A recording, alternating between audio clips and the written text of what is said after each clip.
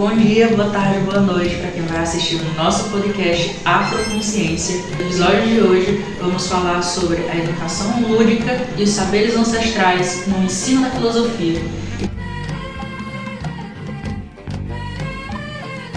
Para isso, trouxemos uma convidada ilustre aqui ao meu lado, a professora Elza Raquel, que ensina filosofia no Instituto Federal do Rio Grande do Norte, no Instituto Mossoró, e vou dar aqui um espaço para você se apresentar sobre sua trajetória. Primeiro, gostaria de agradecer a todos que estão acompanhando esse episódio e também ao convite para participar desse momento. Eu sou Elza Raquel, vou começar com minha audiodescrição. Sou uma mulher negra de um pouco mais de 1,5 m de altura, quase 40 anos.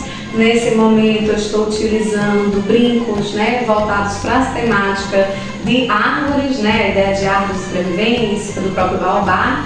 Estou utilizando cabelo até o ombro com algumas pinceladas em lilás. E estou aqui com uma roupa com a temática indígena.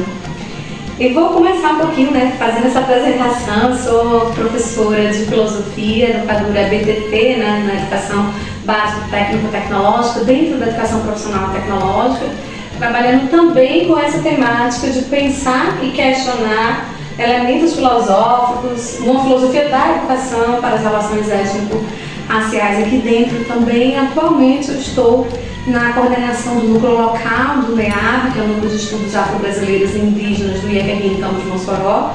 Estou na vice-liderança do Núcleo de Estudos em Educação de Gênero e Diversidade, que é o NEGEDI, do IFRN, que tem a nossa madre, a professora Socorro, na liderança, e que hoje já está espalhada em mais campos do que apenas o SENAT. E nesse exato momento também estou participando do o coletivo de negras, que nós também temos uma articulação em relação a essa temática. Eu já trabalhei em projetos, tanto de ensino como de pesquisa e de extensão, tanto voltados para a filosofia, como também voltados para a temática envolvendo as questões étnico-raciais. Perfeito. Presidente, assim, novamente, muito obrigada por participar com a gente. E vamos começar nossa conversa, começar nossas perguntas. E primeiro eu quero que você fale um pouco sobre como você começou a incorporar esses saberes ancestrais e esse ensino na filosofia lúdica. Se teve algum evento que te incentivou a começar a fazer esse tipo de ensinamento. Então, eu queria saber assim.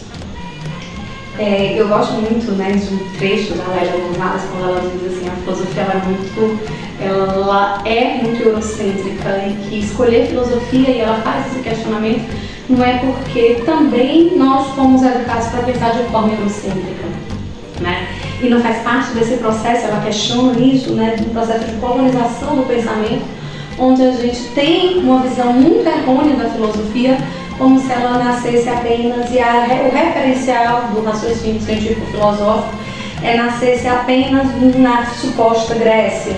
E a gente incorpora isso, a gente esquece de falar sobre Kemet, a gente esquece de falar sobre os filósofos egípcios, sobre inclusive conhecer um pouco de geografia para até repensar onde são essas colônias gregas da Ásia Menor, e quem são esses filósofos, e quais foram as viagens que foram feitas para a transitoriedade. Era muito mais perto dessa discussão ali na Ásia Menor com a África do que necessariamente do outro lado, onde estava Atenas, onde estava a Grécia, onde estava o que nós conhecemos hoje como a Grécia continental. Então, a gente desconhece muito dessa problemática, a gente não problematiza muito isso e vai internalizando uma filosofia eurocêntrica.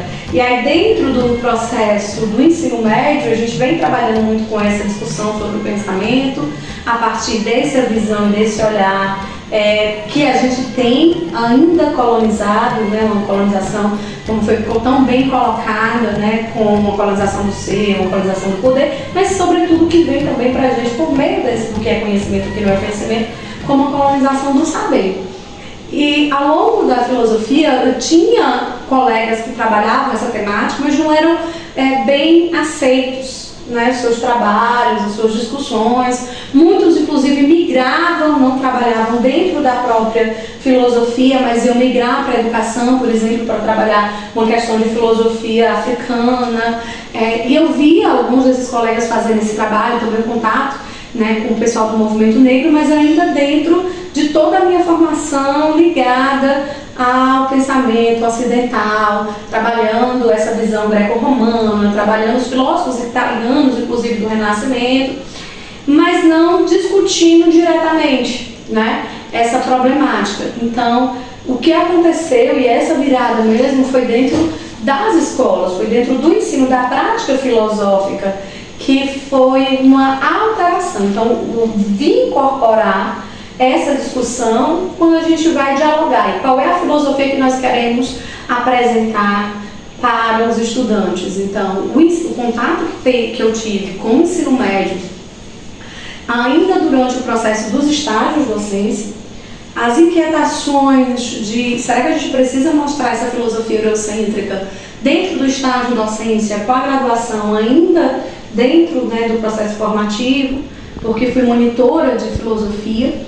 Então a gente se perguntava se será que a gente não pode expandir um pouco mais desses problemas, mas de fato, apenas com a concretização em sala de aula, né, como professora da turma, que veio trabalhar, pude trabalhar essa temática de trazer o ensino de filosofia não só de maneira lúdica, né, não só trazer essa discussão de a filosofia para todos e quebrar esse questionamento, mas também de poder trazer essas inquietações de uma filosofia que não precisava ser a partir apenas da narrativa de um pensamento que é ligado a uma metrópole, um pensamento colonizado, um pensamento eurocentrado.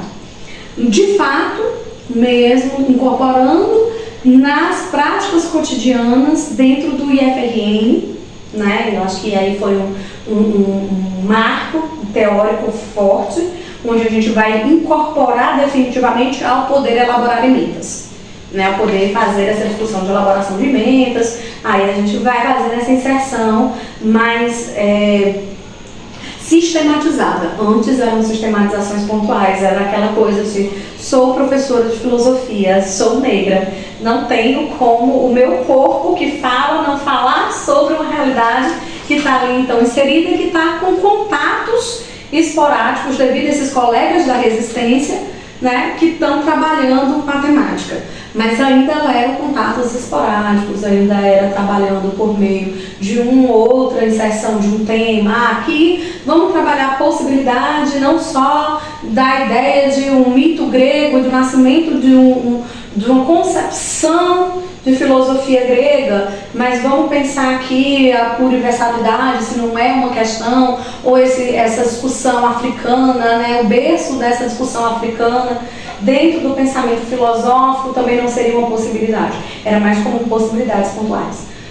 E aí, trabalhando autores, né, vamos inserir aqui um Franz Fanon, né, vamos inserir aqui um Achille Mbembe, né, vamos trabalhando aqui pontualmente nessa discussão da brasilidade muito com Lélia. Acho que Lélia e Lucy, a Sueli Carneiro foram fundamentais nesse processo. E vemos aí como começou, foi falado até sobre uma certa resistência sobre o início dessa prática na filosofia.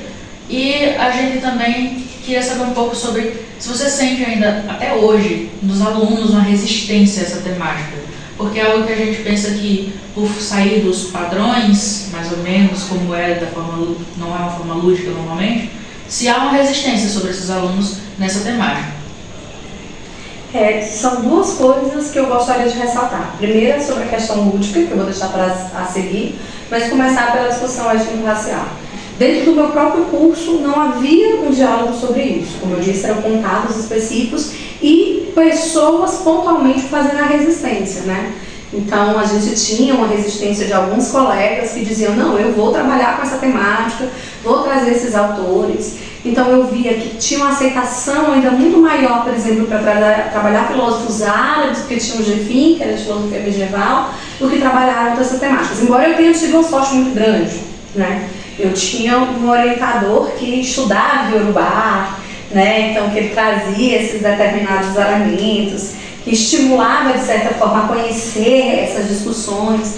essa dimensão política, né, que foi o professor Expedito Passos. Então ele sempre estimulou também isso. Mas veja, sempre trabalhando com eu, como mulher negra, numa situação social de ter que estar discutindo um problema do conhecimento envolto de série de questões político-sociais, estava discutindo autores brancos, né? Estava discutindo autores latinos, autores no máximo italianos, que trabalhavam não ali no CERN como autores franceses ou autores alemães, né, ou anglo-saxões, mas ainda assim autores europeus, de sua maioria. Então trabalhei Cícero na minha monografia, então a discussão a partir do latim, a partir, né, do pensamento romano, e esse ciceronianismo que chega ao Renascimento, e aí esse momento de ciceronianismo do Cinquecento, trabalhando com o Maquiavel e logo em seguida, depois trabalhando com o Guicciardini. Veja,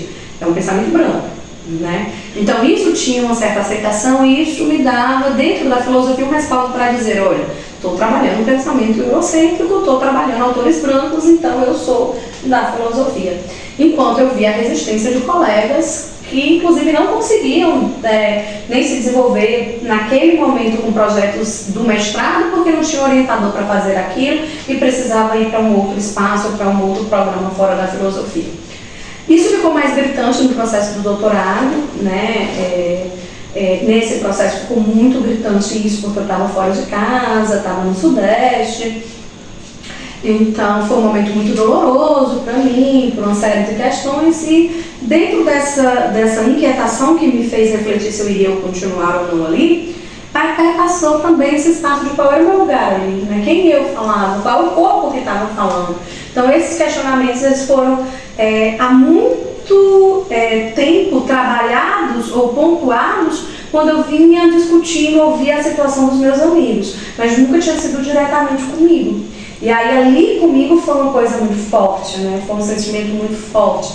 E aí nesse sentido, a ajuda muito forte também do diálogo, como eu já havia dito, com personagens, principalmente com a Lélia Gonzalez, com a Sueli Carneiro, com a construção do não-eu. Então eram leituras que não eram só leituras filosóficas, elas eram leituras terapêuticas do meu lugar no mundo enquanto filosofia naquele momento. E isso fez com que eu pensasse o que eu quero fazer. E aí essa experiência, ela foi somada à experiência que eu tive e à oportunidade de estar, né, e aí eu acho isso fundamental, de estar no norte, né, a experiência que eu tive com a Universidade do Amazonas, né, e trabalhando especificamente lá na UEA, naquele momento com a comunidade dentro da Princesinha dos Solimões, né, de Manacapuru, que tinha um contato com a comunidade indígena. Então aí foi, e aí? Então aí talvez isso que eu queira, é essa filosofia, é essa problemática, né? É essa discussão que me ponha enquanto discussão que pensa o presente a partir de um caminho americano. Então o caminho ele veio da vida, para depois ele vir para a filosofia, aí ele foi só fazendo essa resistência. Aí quando eu já voltei com as discussões para o Ceará, com os estudos, né, e as aulas do ensino médio, e depois com as aulas nas graduações. E aí, voltando novamente para o EBTT, que tem todas essas modalidades. E aí eu encontrei a resistência de trazer essa discussão, né? Resistência que não estava tão forte, porque a minha trajetória já me dava o respaldo de, olha, eu uma professora de filosofia, né? E depois com a dimensão de ser uma professora concursada na área, e que tem trabalhos validados pelo pensamento eurocêntrico, né, também me possibilitava essa discussão, mas ainda mapeando, ainda de maneira muito pontual, por causa das resistências. Então, havia sim uma resistência, fale sobre filosofia, né, comece com Tales, Anaximenes e Anaximandro, não precisa começar necessariamente trabalhando com os filósofos egípcios. Não precisa começar trabalhe com existencialismo, então você tem sacro para você falar, você tem, já é uma ruptura, já tem uma resistência de falar das mulheridades, então de trabalhar com a Simone de Beauvoir, você traz o Franz Fanon, né?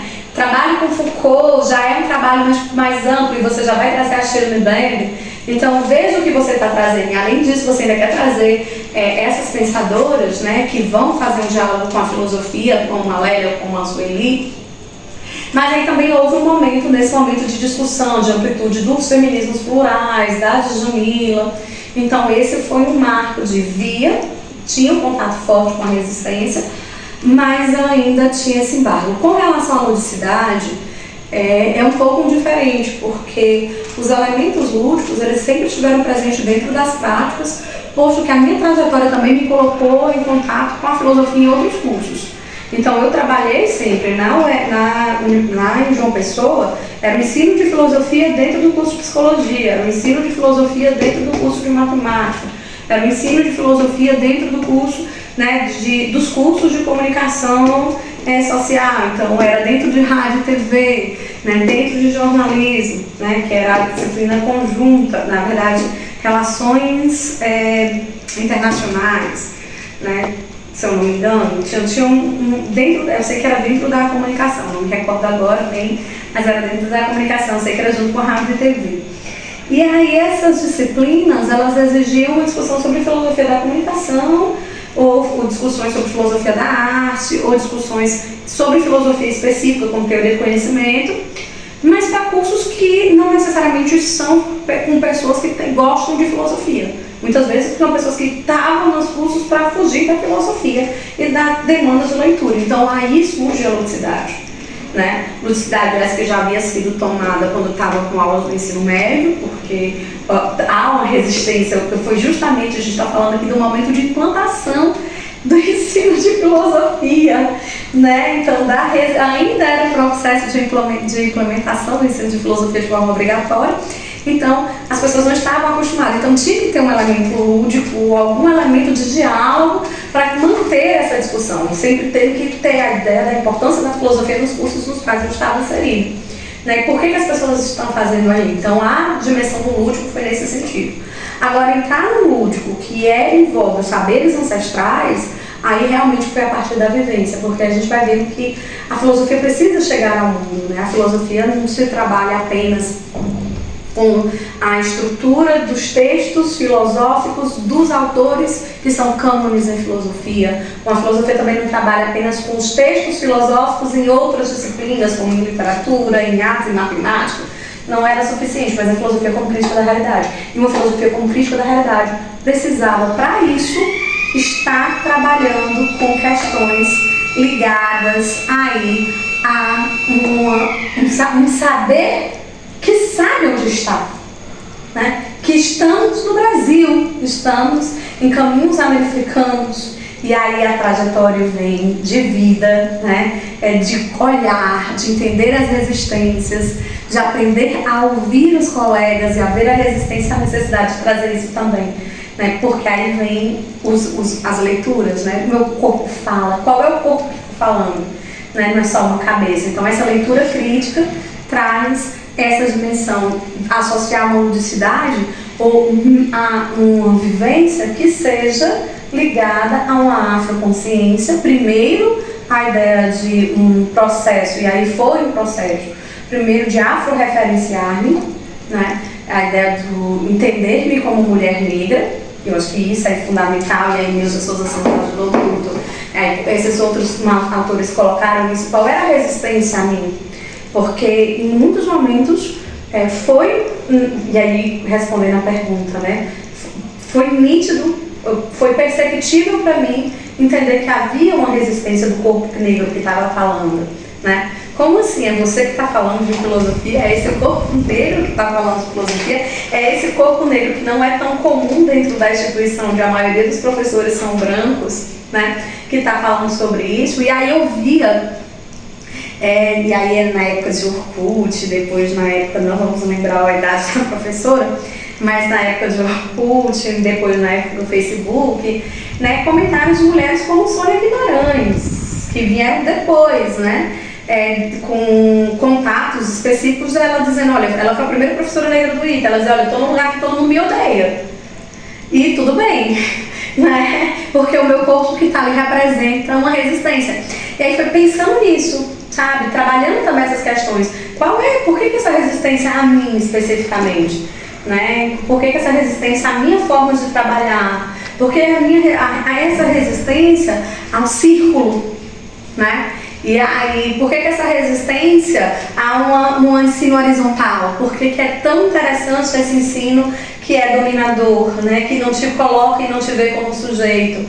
Por que é tão importante, muitas vezes, a gente está sempre trabalhando e entendendo o nosso próprio método? E aí vem Bell Hooks fazendo a leitura do Paulo Freire, maravilhosa, dizendo, olha, a gente está ensinando a transgredir. Então, vendo que não estava sozinha, que havia uma discussão teórica e que essa resistência, ela é símbolo de um espaço que é negado e que precisa ser constantemente retomado, reafirmado, tanto teórica como na prática. Então, isso é uma praxis pedagógica. Então, e é uma praxis filosófica, e é uma concepção de mundo, né? É uma concepção de filosofia. E aí era essa situação. Agora houve realmente momentos específicos onde essa resistência faz a gente esmorecer um pouco, faz a gente pensar, por que eu não sou aceita enquanto professora negra de filosofia? Ou por que eu não sou, por que trazer esses elementos são tão problematizados? Ou porque a resistência, porque isso não é tão filosofia. Ensina a filosofia tradicional, canônica dos autores no formato tradicional, né? E aí a gente vem com esses autores teóricos nos dizendo, não. Então, povada, né? Quem falou que eu ando só? Foram esses que andavam comigo, foram essas que andavam comigo, que me mostraram que eles já tinham feito os passos que eu viria a seguir. O Lema Werneck diz, né, nossos passos vêm de longe. E aí era o contato com esses textos que pareciam que estavam vivenciando a minha realidade e que estavam vendo esse mesmo problema e que tem essa estrutura do pensar. E aí o contato com a decolonialidade. É quando veio isso em definitivo na pandemia, quando aí eu encontro as mulheres, os encontros com as mulheridades africanas, né? Não só mais com o feminismo negro, mas com as mulheridades africanas por meio do Filósofos na Rede, né? O contato com a Catiúcia, o contato com a Nayara, me fazem repensar alguns desses elementos. Aí eu vou fazer uma releitura novamente de será que ainda não tínhamos ainda um olhar muito americanizado desse processo, aí não era para entender como americanizado, mas era para entender aí como um olhar estadunidenses desse projeto da luta ou dessas referências. E também vem um outro momento para a gente conhecer a Bia Ayala, né? A gente está, na verdade, não é um olhar americanizado, né? A gente tem que voltar para a Bia Ayala, para a ideia de Pindorama. E aí o contato com os indígenas novamente vem fazendo esse reolhar para a vida social. Então, aí a gente sai de uma afro-referência para uma etno-referência. E aí, com essa etno-referência, aí a gente percebe que a resistência é muito maior, a gente vai entendendo o que são esses problemas, e aí a gente vê a dificuldade maior de aceitação. Aí é nesse momento que o diálogo, e eu digo a gente, porque não é um diálogo sozinho. É um diálogo que nesse momento eu já estava no NEABI, nesse momento eu já estava no NEGEDI, e aí o papel do NEGEDI é fundamental nesse processo de acolhida, né? Esse processo que me faz revisitar diálogos e vivências lá da graduação, que me faz procurar colegas que conseguiram estar dentro da filosofia em outros espaços, ou porque saíram do Nordeste para fazer esses estudos em outros lugares, ou porque foram para a Bahia, ou atrás de outros programas que não os programas de filosofia e entender essas resistências. Então, esse contato do nós, porque não é sozinho, né? E aí a gente percebe que essa discussão ela é em conjunto, e a importância de trazer o lúdico. Aí é nesse momento que o lúdico ele vai ser ligado a essa sabedoria ancestral, de horizontalizar, de pensar, associar não só uma discussão de uma pedagogia anarquista, né, ou de uma pedagogia histórico-crítica que ainda bebe muito de uma brasilidade, mas uma brasilidade que dialoga com um pensamento eurocêntrico, mas aí de trazer para um momento mais decolonial, de mulheridades, de outras formas de visão que já não são mais eurocêntricas, que já estavam passando por um processo de afrocentrar, mas entendendo que o pensamento já não é centralizado, já não tem um centro, né? Então, entendendo que também é mais rizomático, que é mais ligado à natureza, e aí etno-referenciar. Então, essa discussão foi fundamental, e aí as resistências também, aí o diálogo vendo as resistências que vivia, o processo de acolhida de pessoas que passaram por essa resistência e souberam me acolher. E aí eu vou falar sim de Adi Canário, que me recebeu aqui no campus há alguns anos atrás, de Ivonete Soares, que fazia essa discussão e que fez esse fomento para trazer para cá, de Socorro Silva, do DGD, e contatos de retomar conversas com a Dilbênia Machado, que era um colega da mesma época da graduação, mas que foi fazer em filosofia africana, que vai mostrando textos e vendo essa luta, e com essas mulheridades que estavam presentes no momento das filósofas na rede. Então, é essa rede que aí faz com que fosse repensada, trazer outros elementos, não mais de forma pontual, mas aí não, aqui agora sim. É uma concepção antropológica, é uma visão de mundo que é subjacente à minha prática filosófica. E aí pensar em uma questão de filosofia da educação específica para as relações étnico-raciais, mas especificamente, já que eu já estava nesse contexto, dentro da educação profissional tecnológica, de uma discussão de ensino lúdico de filosofia. E uma discussão sobre ensino de ludicidade, e aí trazendo elementos também de gamificação, mas agora trazendo outros elementos de ludicidade, em diálogo com saberes, né, e conhecimentos ancestrais que vinha aí dos pensamentos e das aprendizagens com os estudos das questões negras, indígenas e quilombolas. E aí o contato direto com as comunidades indígenas, com as comunidades quilombolas, foi fundamental também para essa acolhida de resistência, mas sobretudo essas mulheridades que me antecederam e que foram significativas para entender que havia uma resistência e que havia uma necessidade, sobretudo, de entender essas resistências, né? E não é lugar de aceitação, porque até hoje não é de aceitação, é de existir e resistir, né? Porque isso envolve muito mais do que simplesmente uma resistência. É uma existência que é constantemente negada, que é constantemente silenciada, constantemente apagada e que é uma situação de epistemicídio. É essa sistematização que faz com que a gente possa perceber aquela realidade no qual a gente estava inserido e que havia esse processo. Então aí vemos a importância dessa trajetória sobre essa luta, essa existência, essa resistência. E também eu penso muito sobre isso, quando você leciona, já tem essa resistência, tem esse poder para existir, mas e quando você era uma aluna, quando você estava sendo ensinada sobre esses temas, você sentia falta desse poder étnico-racial, desse poder da ancestralidade no seu ensino? Eu sempre estive muito próxima do movimento estudantil, né? E no movimento estudantil a gente aprende muita coisa. Então a gente aprendia justamente nos movimentos sobre outras ideias, sobre outras construções, que quando chegava no ensino tradicional aquilo ali não estava posto, né? Era uma escola que não era para pessoas como eu, né? Era uma escola onde os livros didáticos não me traziam na figura de um cientista, ou não fazia a gente se ver como cientista, a gente não fazia a gente se ver como filósofa, né? Havia toda uma discussão mesmo que está em voga dentro desse pacto da branquitude mesmo, né? De estar fomentando seus próprios saberes, seus próprios estudos e seus próprios corpos, né? Como aquele elemento identificado a tal área. E isso me fazia uma inquietação muito forte, né? Sempre se sentir um pouco diferente daquilo que estava sendo colocado ali, apresentado ali como conhecimento, como espaço de discussão, como espaço de aprendizagem. Então, como discente, isso sempre me chamou muito a atenção, né? Faltava alguma coisa.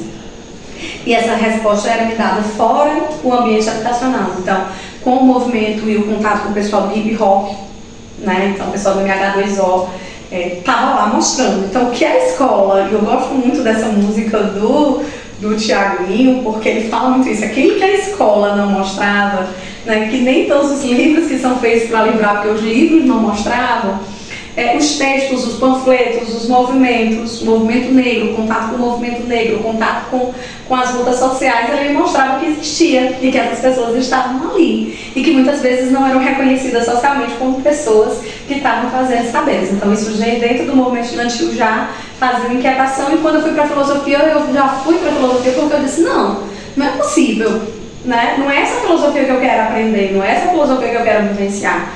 Veja, eu tive um professor que hoje eu faço uma leitura dele como um professor, que era negro, mas na hora eu não estava nem notando qual era a inquietação, mas que me trazia um pensamento branco filosófico, né? Uma matriz específica, e eu fui com essa ideia de não é isso que eu quero, não é isso que é filosofia, eu vou lá para investigar, sabe? Eu vou lá porque eu quero dedicar minha vida a essa investigação do que é a filosofia. E quando eu cheguei na graduação, essa discussão era muito isso, era muito pensamento branco, sabe? Era muito os ensinamentos, não falavam sobre os filósofos de Kemet, embora a gente soubesse que ele existia por outros caminhos, mas nunca dentro de sala de aula, nunca dentro do contexto. E eu tive o contato com esse professor, que ele trabalhava com a questão iorubá, trabalhava com esses elementos, mas para ele, para a pesquisa dele, para o conhecimento dele. Porque dentro das grades de filosofia eram os autores tradicionais, né? Então, veja, já os tradutores que eu estava trabalhando já eram autores que, embora eurocêntricos, estavam ali permeando o processo, mas não estavam com a visibilidade geral, não eram os autores canônicos do momento, né? Mesmo assim, já era uma coisa de resistência dentro do pensamento eurocêntrico, mas não tinha. Então eu via fora e eu via a resistência disso. E isso me inquietava muito e me inquieta até hoje. Os nossos currículos são brancos, né? Os nossos currículos são, e aí eu entre aspas, quando eu digo isso, são brancos, é fazendo uma analogia, uma crítica voltada para essa branquitude, desse apagamento desses outros pensamentos. E aí a gente faz essa discussão realmente de um epistemicídio que eu vivia o tempo inteiro, que eu estava vivendo uma negação de tudo aquilo que a gente representava e do que a gente trazia, né? E aí até que momento eu vi essa gangorra do estou adaptada, faço parte desse mundo, mas nunca vou fazer parte inteiramente desse mundo. E esse mundo que está sendo colocado aí não lê a realidade, porque tem outros aspectos da realidade, como crítica social, que não estão sendo colocados. E aí os questionamentos, será que esses textos canônicos também não são textos filosóficos de outros autores que deveriam estar aqui, né, e que não estão? O que é esse cânone? Quem faz esse cânone? Então, não vi. É essa inquietação que me faz hoje querer que haja, né? Não tive dentro da minha graduação nenhum professor que fazia uma autodeclaração efetiva, eu sou negro. Não tive. Mas tive um professor que fazia estudos com relação a isso, mas à parte, tá? E hoje alguns desses professores fazem uma leitura de si enquanto professores negros, trabalham essa temática. Mas naquele momento da minha graduação não havia essa leitura, ou não havia essa temática, ou ela não estava sendo colocada em xeque. Elas estavam ali ainda como problemas individuais, pessoais, e não como problema do pensamento coletivo e dessa construção coletiva. Então, como discente, isso me inquietava muito. Eu vivia dois mundos, né? Um mundo daquele que estava sendo apresentado como pensamento, e um outro mundo que pensava a realidade, no qual inclusive eu estava inserida, mas que não era considerado pensamento filosófico, não era considerado filosofia. Então, era essa a ideia, né, de pensar a si mesmo, que não concatenava as ideias de quem eu era enquanto estudante de filosofia e quem eu era enquanto pessoa, porque aquela filosofia não era uma filosofia para pensar o presente e os caminhos americanos que, então, deveriam ser vistos ou pensados quando se trata de pensar a nossa realidade. E é um sentimento que eu imagino que não é só de falta de representatividade, mas de ocultação de algo que deveria ser falado desde sempre, não deveria ser algo escondido, não deveria ser algo bloqueado, deveria ser algo, na verdade, mais expandido, porque é algo muito importante. Algo como se não fosse filosófico. O que você está fazendo não é filosófico, você pode até fazer, depois você fazer a questão filosófica. Faça o filosófico, depois você vai para o não filosófico. E aí, esse é o problema, né? Eu não entendia ainda, eu vim entender depois o que se tratava. Perfeito. Bom, então, com essa pergunta, finalizamos aqui o podcast. Novamente, muito obrigada pela participação, uma honra ouvir você falar sobre esse tema. E Também queria agradecer a vocês que estavam assistindo, espero que vocês tenham gostado do episódio de hoje e nos vemos na próxima. Vida de negro é difícil como quem